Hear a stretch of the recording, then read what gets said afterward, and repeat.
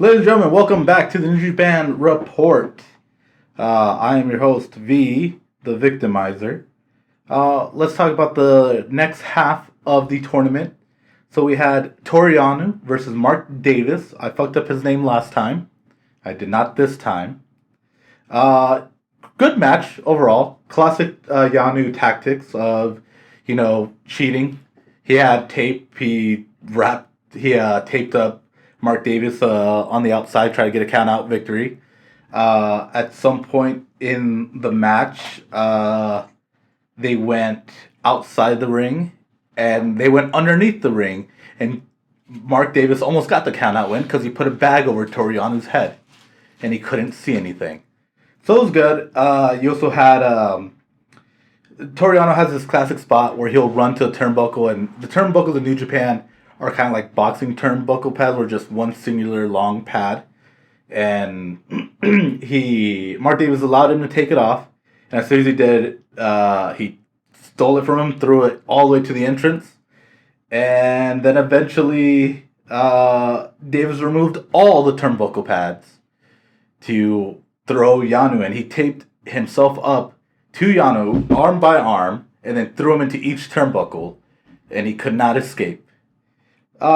Good match. You also had your Yano had your classic Eddie Guerrero spot because he brings a chair down to the ring. So as the ref was turning around, he threw the chair to Mark Davis and took a bump. Pretty good match. Better than I expected. I haven't really seen. I've seen Mark Davis in Aussie Open tag matches, but never seen him singles run. He's a good wrestler. He's a beefy man. I didn't realize he was that thick of a man, but he is. And surprisingly, he got a win. And one of the reasons it's surprising is because this is his debut in the New Japan Cup. And most of the time, when you have your debut, you don't win. You don't get to the second round unless you're gonna win the thing. But we've had a lot of this tournament. But he picked up the win, and he is going to face the leader of the United Empire, Will Ospreay. So it's his stablemate. So that'll be an interesting match, especially because in one of the undercard matches of last night, he teamed up with him, and there's a little bit of a dissension there, but we'll see what happens. Probably nothing. It's probably not going to lead to anything. It's just probably going to be a mini friendly stable feud. Probably just one match and done. Next up, we had Evil versus Ren Narita. Good match. Lots of underhanded tactics from Evil and Dick Togo. It's pretty much what House of Torture always does. The cool thing was Chase Owens was on commentary for the match.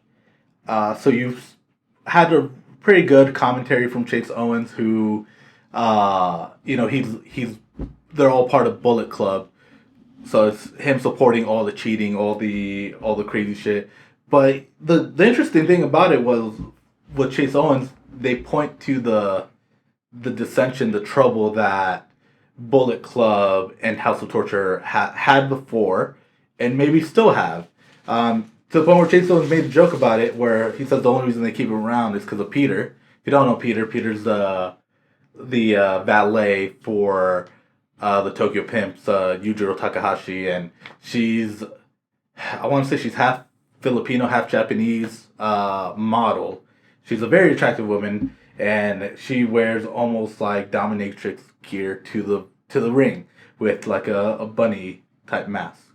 So yeah, that happened.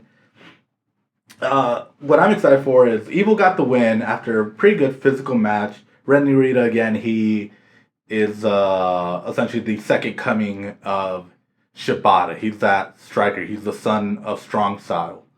So we had a physical match. Evil got the win after all the cheating, after all the bullshit, all the false finishes, all the refs going down and being distracted. But we're going to get Evil versus Jeff Cobb. So that'll be a pretty good match. Just two big men hitting each other. Always good. Next night, we had Yoshihashi versus Kyle Fletcher. Good technical match. We see the experience of Yoshihashi compared to the younger talent of Kyle Fletcher. Again, I fucked up his name last video. He's the other member of Aussie Open, also part of United Empire. But it was really good overall. Here's that trend. Kyle Fletcher got the win. This is his debut in the New Japan Cup. So I don't know where this is going with any of these guys. If they're just fodder for later on. Kyle Fletcher goes against Hiroku Goto, which is Yoshihashi's tag team partner. So maybe Goto will get the avenge win for his partner.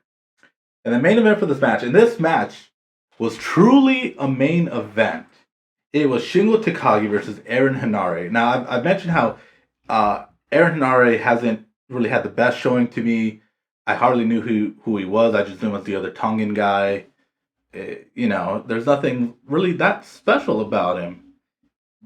Now that he joined United Empire, he's known as the Ultimate Weapon, but he hasn't done anything. He hasn't won any titles.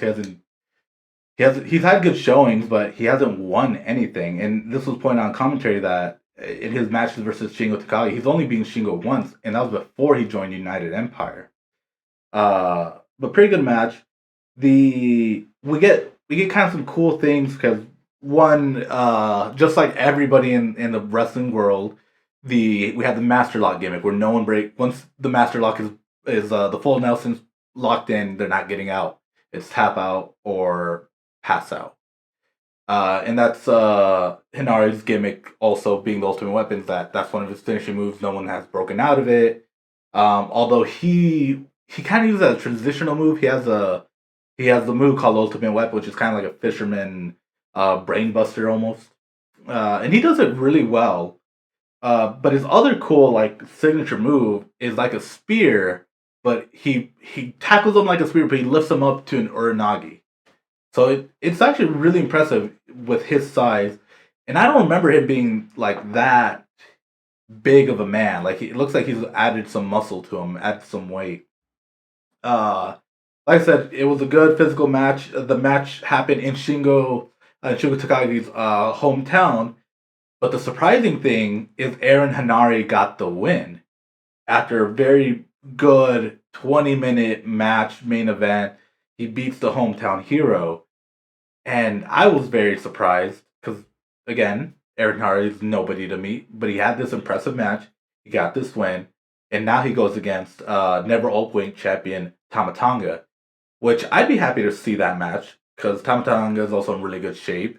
He's very lean. He's not a big guy, but he can fight like a big man with very good speed. So we'll see how that match goes, and if Aaron Henare gets the win, we could see him face Tama Tonga for the openweight title. And now United Empire has 8, technically 9 members, with everybody that I've mentioned so far, but also Great O'Connor didn't mention. We have TJ Perkins, we have Francisco Akira, and then we have Gideon Gray, who I don't really count as a member, but including him, it's 9. But only 6 of the members are in the tournament, but all 6 of those members have made it past the first round. So that's pretty interesting to see. I mean, we're already going to see certain matchups with Mark Davis versus Will Ospreay. But, if Aaron Henare wins and Jeff Cobb wins, they'll have to face each other. Or they'll have to face Great O'Con. So it'll be interesting to see. It's looking like a very United Empire win. Since Shingo lost, there goes my pick. Last video I did say that, what if David Finlay won? So that might be my pick too. It could also be Will Ospreay. Or it could be Aaron Henare. They might be pushing him to the moon now.